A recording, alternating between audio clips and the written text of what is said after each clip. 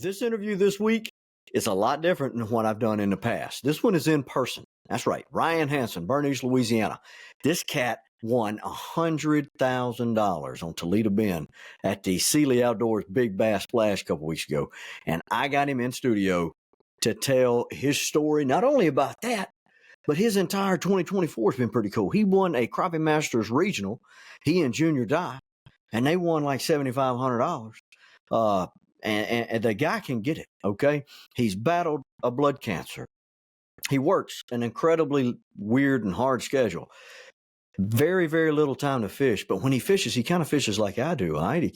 He doesn't have the best of everything. Well, until now. I mean, he got a Phoenix boat now after that big bass splash. But what I'm saying is Ryan is a grinder. You're going to like this interview. I promise you. We were joined by Chris Patton with Ditch Donkey Custom Baits. If you don't know about Ditch Donkey, you need to stop right now. Push pause. Go to Facebook, look up Ditch Donkey Custom Baits, and you're going to like it. Okay? That's some good stuff. Homegrown right here, Union Parish, Louisiana. And the reason there's two reasons Chris joined us. Number one, he's our friend. Good guy, great conversationalist. Number two, he owns Ditch Donkey. He makes them himself, handmade. So you need to go check those out. Interview's great. I'm proud of it. Sponsors, the town of Farmerville. Really want to thank the town of Farmerville and the Union Parish Tourism Commission for all they do in Union Parish to bring information to people about the parish, okay? The more information people have, the better they are, the better they can react, and the more likely they are to come visit us in the parish, right? Union Parish, love it. That's my baby, okay? I love me some Union Parish. Number two, Marion State Bank. I love Marion State Bank, some good guys and gals out there at Marion State. Can't thank them enough for what they do for the podcast and for LakeDarbyOnLife.com. Thank you so much, Marion State Bank. And the Discover Monroe, West Monroe. If you guys want to know what's going on in and around Monroe and West Monroe, go check out the Monroe, West Monroe Facebook page or their webpage. Outstanding information on goings on in and around Monroe and West Monroe, Louisiana. And finally, Janet Fortenberry State Farm. Love Miss Janet out there. She wants to get a part of this, so glad to have you aboard. I got me a snow cone from the snow cone place right there on 165. Right there where you turn to go to Sterlington High School.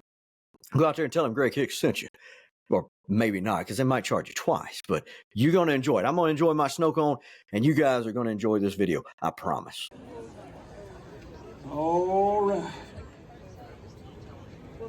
Got to make sure we're in the camera here. First place overall with a 10.64 from Bernice, Louisiana, Mr. Ryan Hanson. Where you at, brother?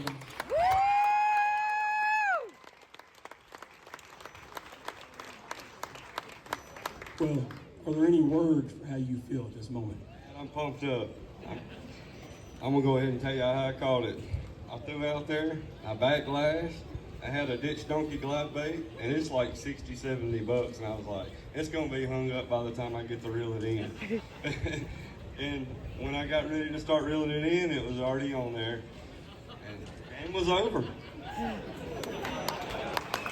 Luck. Hey, some people are lucky, some ain't. Well, guys, we're going to do a little something different this week. We got a guy right here, local to the area, Union Parish native, and decided we'd do this in-house. We're here at Origin Bank. They've got a nice podcast studio, so that's where we're going to do the interview with the man with the hot hand. 2024 has been a heck of a year for you, Ryan Hanson. Yes, sir. So give me some background on you real quick, where you're from and whatnot like that. I'm from Bernice, Louisiana, and I hope the hand stays hot. I'm looking forward to fishing the next Crappie Masters in September on Lake D'Arbonne. Yeah, so Crappie Masters is coming up for them in September, but you've already had some luck with Crappie Masters. We're going to get to that in just a minute. So that's Ryan Hanson. Yes, sir. Now we got another fella in here. Ditch Donkey Man, Mr. Chris Patton. If you don't know who Ditch Donkey is and what Ditch Donkey is, Chris is, again, a Union Parish native. We're full of Union Parish people in this room, okay? And one of the hottest lures to hit the bass industry locally that I can remember. Does anybody else do anything like this locally? Not that I'm aware of. I'm telling you, ditch donkey lures, just ditch donkey custom lures. If you don't know them, you need to look them up. Chris, tell us a little bit about you, brother. So I was raised here in Union Parish. I graduated from Farmville. Me and Ryan's been friends forever.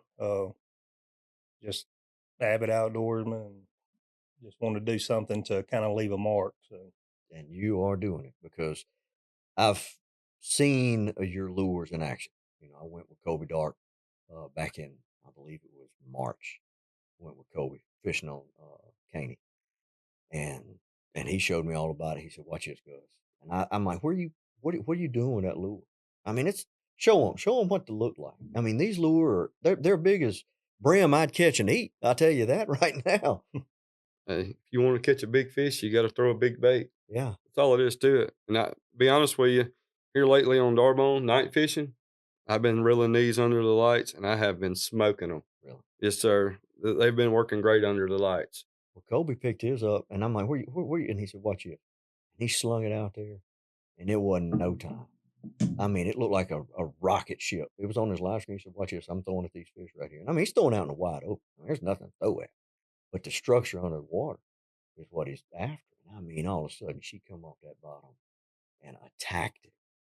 And it was impressive what those lures can do in our water. It's just, has anybody had this success like what the local anglers are having with the lures? oh yeah, I mean they've been around for decades, just north Mhm. California. They've threw them forever, but Mhm. their lakes are different.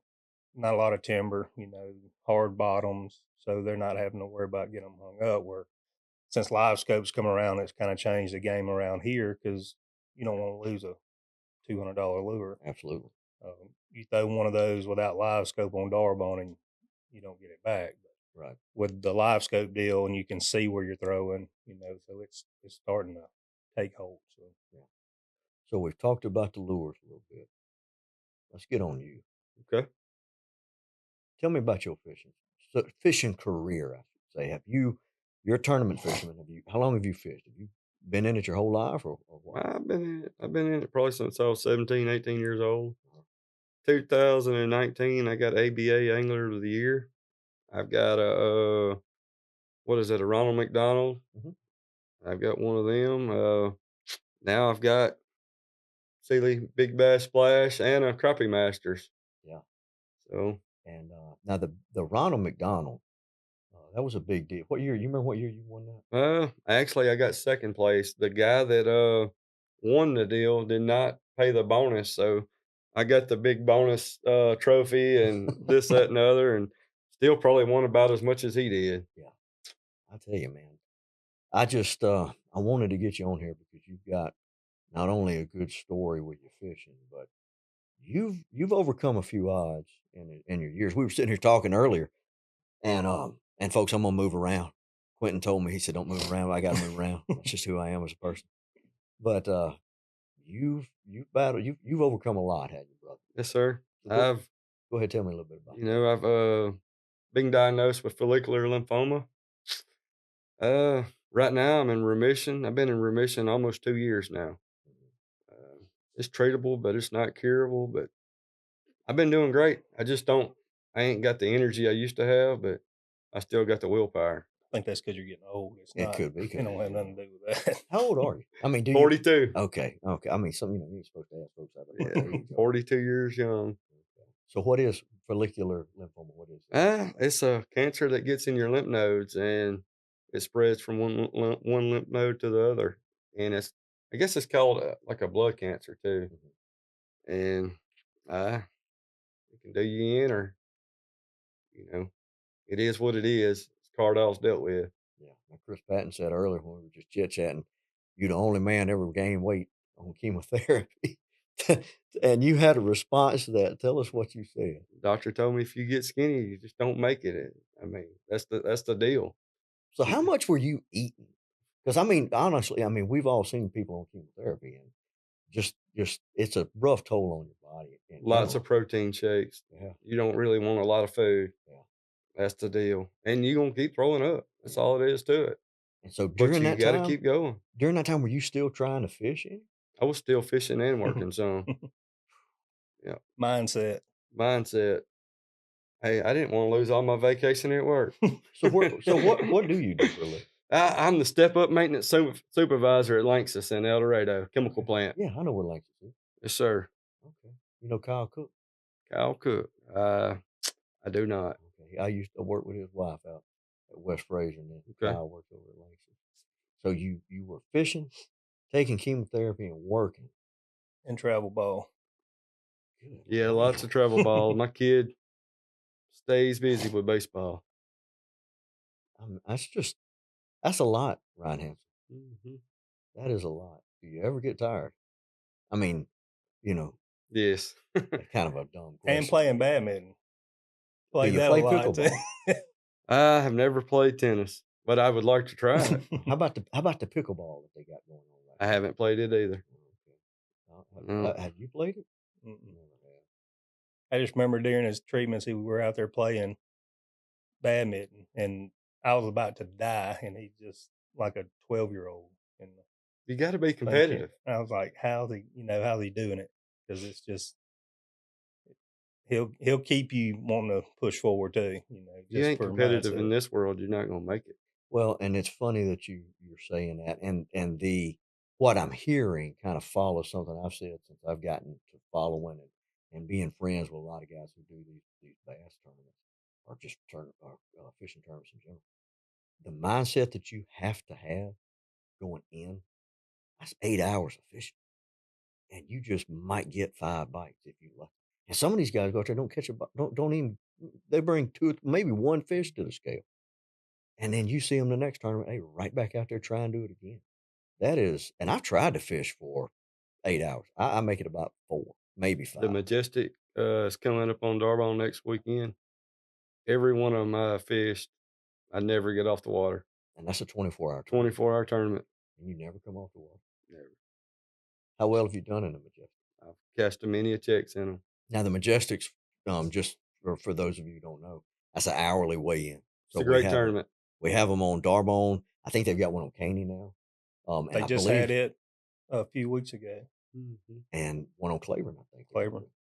Hourly tournaments that do really well. The one on Darbone I fished before. And hey, we go out, me and Joe Booth. Joe Booth, we go out there for a couple of hours, we go back. We come out, and that's the 24 hour. That's right. You can. They have that option of taking a break. But you didn't take a break.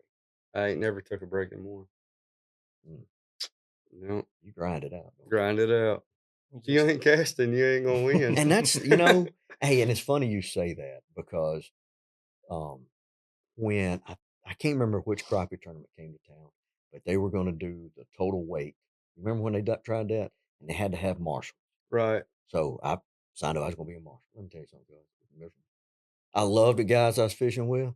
It was miserable. Well, sitting there for one and not getting a fish is true. But it was raining. It was cold. Man, it was rough. But the last day we got to fish the side, we're really close to Hayden Jeffrey. And I'm going to tell you right now. Clinic. It is what he and his dad do. He's focused. He's fishing off the front, face down on the screen. And when he hooks up, I believe it's that right hand goes to his dad. He comes around with his left hand, and that left hand catches that next rod. And I timed it, how long a fish is on there till the time he's got it back in the water. And I think it's like 15, 20 seconds. And when you do that all day long. And no wonder he gets accused of cheating. Yeah, that's right. That's the ticket. The other guy can't fish with you. Yeah, there's no way. He's got to try to keep up with the fish. That's all it is to it. Yep. He whipped it back to Mr. Dan. Mr. Dan's one unhooking the fish, seeing where it's at, keep doing this, and Hayden is straight on there. And that's after all that stuff with the, that went on with them, they had that tournament on Darbone, and he wanted somebody in the boat with him, just, to try to calm some of that down, made a video, though it was terrible. White capping. This guy's in the middle of the big lake, and he gets his guy to pan around. There's nobody. Right. For nowhere. You can't see anybody. And he's sitting out there battling that in that wind, so you can't take nothing away from him. The key to it is you got to be coordinated with a trolling motor in your foot. You got to know heel left, toe right. And you can't worry about looking at that arrow on it. If you don't already know where you're throwing, you're looking at that arrow, you're wasting time. You got to have it figured out already. It's ours in the boat.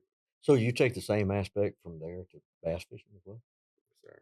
Okay. So that and you just grind it out. How much do you use this live scope or forward facing sonar, I should say, with bass fishing? Bass fishing, not as much bass fishing as I do crappie fishing, but And why would that? And this is just me asking these questions. I think a lot of times the bass get so tight to bottom that you just gonna overlook them. That's the ticket, I got and they just don't pick up on there. Yeah. But if they're up off bottom and you can see them, they're easy target. Let's talk about Crappie Masters real quick. We're going to Okay. start into 2024. Okay. 2024, was it February when it was in here, or was it January? February. It's February. I thought it was February. How confident were you and Junior going in to this regional? Wasn't it a regional qualifier? I think so. Yeah. I think so. So how confident were y'all going in? Felt pretty good. I mean, been catching crappie a long time without the live scope. Now the live scope just makes it so much easier. But felt pretty good about it. And if I remember right, because I wrote a little bit, you guys went in and was it the next? You drained your trolling motors because it was so windy the first By day. dinner time. Yeah, I mean the wind. It was awful. Bad. That's when the coordination comes in hand, because if you can't stay in the wind and use the trolling motor and look at the live scope, you're not going to beat these guys. That's all they do. So you had those boat trolls, and you went. I believe it was the next day. Next day, changed some battery systems around, got a different setup, and went back at it and laid the hammer down. did the best we could. Yeah, you did a good job. Beat that walked out kid. first place. Yeah, you beat the kid. Hey, I did feel bad about that. I did. Hey, I really wanted the kid to win, but hey, you got to learn life lessons growing up. It is what it is. It's R.J. Hargett and his son. What's his son's name? Zach. And R.J. Hargett and Zach. And look, they some sticks. Okay, they can fish. And little Zach, hey, I tell you this. It you remember made it this? look Great worse that his guys, daddy had to leave. That's exactly right. He was up there by Zach himself. is 12 years old. Now, this is a national qualifier for a tournament, right? Big tournament. And the dad, last day they don't know what place they're in. They just know they got a lot of fish, and they were sitting first place coming into that last weigh-in. RJ gets called to work.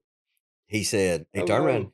What? No, he had a daddy-daughter dance. Oh, did he? I thought he had to go to work. Yes, I still remember. Okay. Hey, Yeah. He had a daddy-daughter dance. Well, yes, good. sir. Okay. I don't blame him for going to that either. Absolutely. Hey, I would have went to mine too. Yeah, that's more important than getting caught in the work. That's right. A lot more important. So Zach, at like 12 years old, comes up. So they wait at this tournament. They wait till the last two teams, and the last two teams go, right? Or the teams that were in the top 1 and 2, they kind of do that. So here they come. Last team up. Jackson. What's Jackson's first name? That runs Crappie Master. Blake. Blake hands the microphone, and trust me, I do a lot of dealing with kids, with young people. Getting a young person to talk. They talk like Hey, he's been getting doing it me for to 25 talk. years. Hey, I'm telling you, yeah, exactly. Getting a young person talks like pulling teeth. Yes. Zach gets up there, and he's talking just like us. I'm blown away. I'm out there in the crowd. I'm like, okay, we got something. And you guys beat them by not a whole much. It was just a little bit. And how much did y'all win on that one? $7,500. $7,500. And two first place trophies. That's it. That's all Junior's talked about. Carried it to church with him. Before the tournament even started, I want that trophy. Yeah. Next morning at church, he's got it at church. That's right. He brought it to church. Yes, sir. That's what I'm talking about. That's when you want it right there, Chris Patton. You're taking it to church, showing a deacon. That's right. I'm waiting on Patton to make me one for crappie fishing. Yeah. That's going to be the new deal. We need a glide bait for crappie fishing. We can work on that. Yeah, We need to work that out. Yep. Bring it down just a little Bring bit. it down. Still have it where the body will wiggle when it comes by. I got a feeling it's going to work. You never know. Yep. So after that, now do you fish some of these local bass tournaments around here? Every once in a while, I fish a Tuesday nighter, but I don't fish media and Fishers of Men or none of that no more because I work too much. Yeah. I got to work around my schedule. I got you. Yep. So you fish around my schedule. You work pretty good. I work a lot. Okay. Phone's always on. I think it's done vibrated and ring and everything over here already. So let me think where I was headed with this question. I had a good question in mind. What made here it is? Was it the scheduling that made you want to do this, or did you take some vacation days to fish the big bass splash? Man, I like fishing the big bass splash. Bob Cely does a great job of putting Outstanding them job. on. He is also battling cancer. Well, I saw a video of him today. They were talking about the scandal that went on the weekend. Yes. And I noticed he looked a little frail, but I didn't, he's an older gentleman. I didn't know, if it may be age or what it is. I think his son-in-law probably ended up taking it over, but I hope as years to come, I hope Bob's still doing it. But yeah, and his son-in-law did a great job with this one this weekend. Now, what this is, folks, is the Cely Big Bass Splash. It's the largest. We told you about the Majestic that is an hourly payout. This is the largest hourly payout for a bass tournament in the country. It's usually over 3,000 entries. Yeah, a bunch of boats. I mean, that's why they have it on Toledo Bend, I believe, because there's so many. You got Toledo Bend, Lake Fork, Sam Rayburn, and Gunnersville. Okay, so they put them on big bodies of water. Big bodies of water. Draw lots of people. Lots of people, and pay well. Yes. Have you fished them before? I fished them before. Done any good in any of them?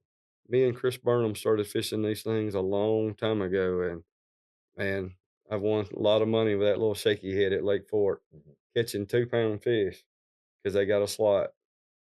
That's the way to go when we go over there. Ain't worried about the big one. Yeah, you just got to get in the slot. Got to get under the slot. Under the slot, yeah.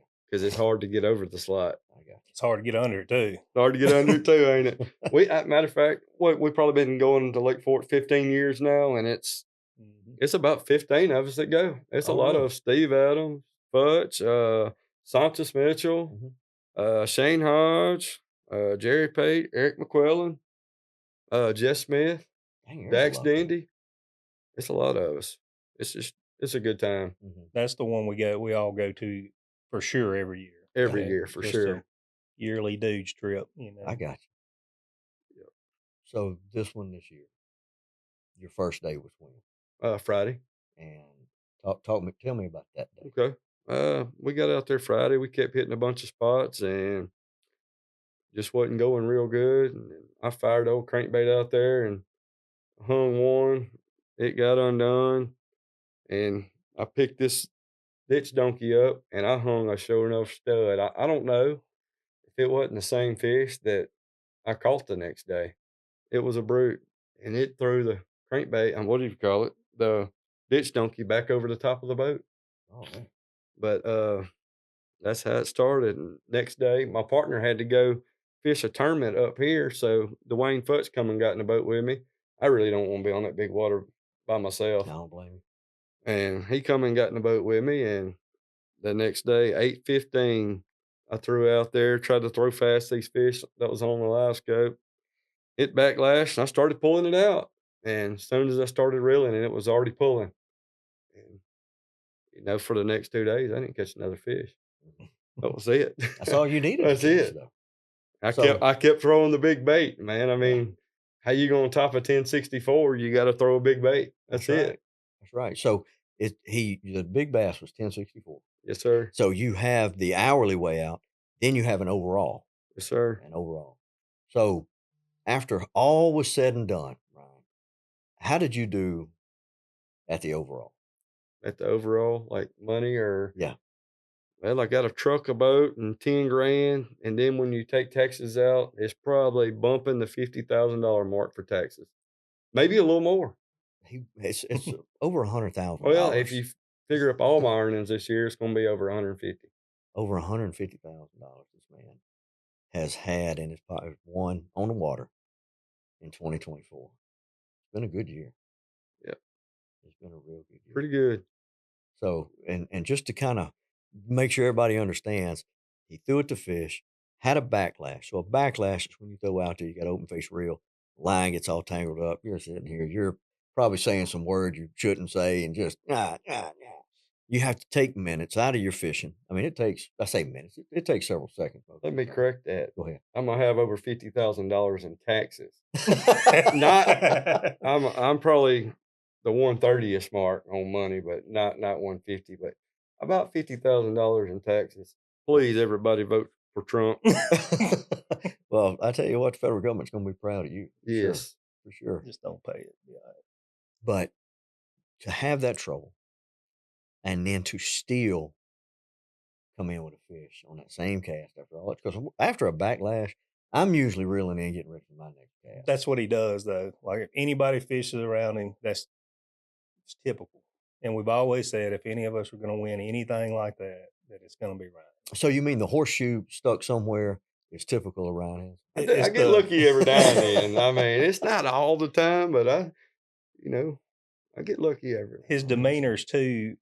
If I tell him all the time, dude, if you cared and like prepared, there's no telling how good you could be. Oh, they're fishing. They're tying on baits to 10 or 11 o'clock at night out there. He ain't got no line on his reel. I come to they make fun of me. I come to the tournament with a Walmart sack and about 4 or 5 rods at the most. And they got so many rods. I'd have a headache trying to think of what I was going to cast with all that. I like this approach. That's my kind of fishing right here. Hey, I'm serious. Right now, I got Walmart bags. And it works better than all of them. It truly works better than all of them. The first crappie masters I ever fished, I showed up to the boat to get in there with Burnham. I had 2 bass rods and a Walmart sack. I didn't even own a crappie rod then. I told him, what's it matter? They're down there on bottom. There's 18, 19 foot deep. He don't know how long the rod is I'm holding in my hand up here. You know what I mean? Oh, boy. That's good stuff, man. Now we got all these fancy rods and. Well, you got a fancy boat. Got a fancy boat now. You got a reel. We were out there looking at it earlier. Whew. It's nice. Nice. I've been needing a new boat. I got a hole in my other boat, and the insurance is fixing it right now, but I've been needing a new boat. So what kind of boat is it? It's a Phoenix 721 XP, 21 foot, with a 225 Mercury on it. I ain't even put it in the water yet. And he hadn't. He walked up when we pulled up. I'm looking at it, and he said, I ain't even put it in the water. It's got a break-in period. I got to do the break-in period first. And he's going on about this break-in period. Hey, when you work like I do, you ain't got time. Well, you can loan it to Patton over there and break it in. It's been over at Steve Adams' house. He's done put a new trolling motor on there for me. It come with a 24 volt. Steve said I couldn't see you with a 24 volt on this new boat, so he gave me a 36 volt to go on it. Good friend. You can't beat Steve Adams. Great guy. He is. He's one of the best, and he has. And really, I'll be honest with you, he's done a lot for fishing right here on Lake D'Arbonne. Steve Adams has. I'm glad he got on the Lake Commission. Between him and Mr. Terry, there's a lot. I really hope we can start moving this draw down to every 6 to 8 years. Yeah. Because at the 4th year, the fishing is the best it can be. Absolutely. And then you run it. All the guys I work with, they take all their vacation. They come down here when it's drawed down, and you won't believe the fish they come give away at work. Really? Yes, they hammer on it. I was riding around. We had the Senators come up last year, and so I was riding around with Jake Allen.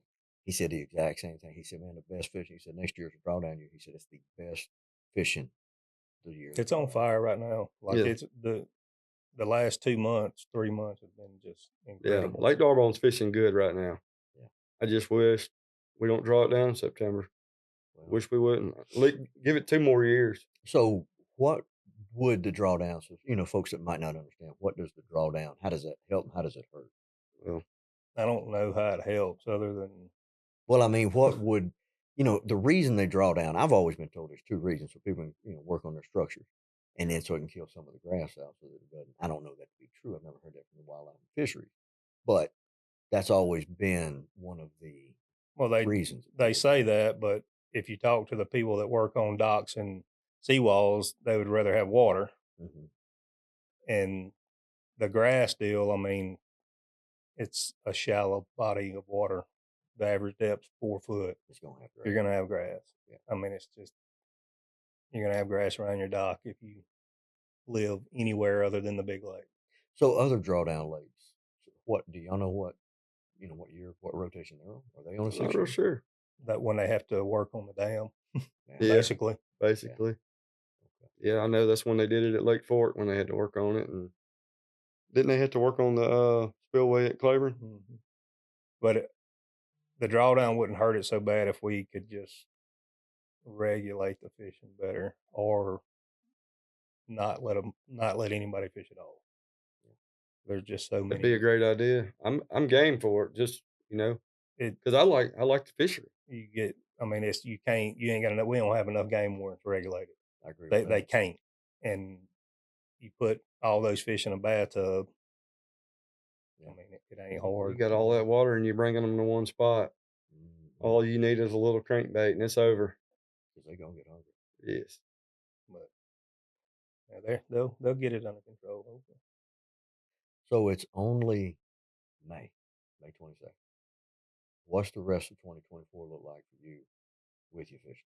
I feel pretty good about the Majestic next weekend. I'm on some pretty good fish. Mm-hmm. And good enough for second. We're going to just have to see. I know we're both competitive, but you better have your game face on. You know, and then Crappie Masters is coming up, and then we're all headed back to Lake Fork, and I believe that's it for me because it's hunting time. I agree with that. Yeah.